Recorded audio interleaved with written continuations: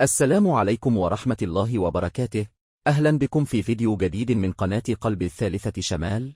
يلتقي منتخب كوت ديفوار مع نظيره منتخب نيجيريا ضمن الجولة الثانية من عمر المجموعة الأولى لبطولة كأس الأمم الأفريقية 2023، حيث تقام المباراة يوم الخميس الموافق 18 من الشهر الجار في تمام الساعة 7 مساء على ملعب الحسن وتارا. وكان منتخب كوت ديفوار قد فاز على نظيره غينيا بيساو بثنائية نظيفة في المباراة التي جمعتهما مساء السبت على ملعب الحسن وتارا ضمن منافسات الجولة الأولى من المجموعة الأولى ببطولة كأس الأمم الأفريقية 2023 والمقامة في كوت ديفوار. لو عجبك الفيديو واعمل لايك واشترك بالقناة ليصلك كل جديد.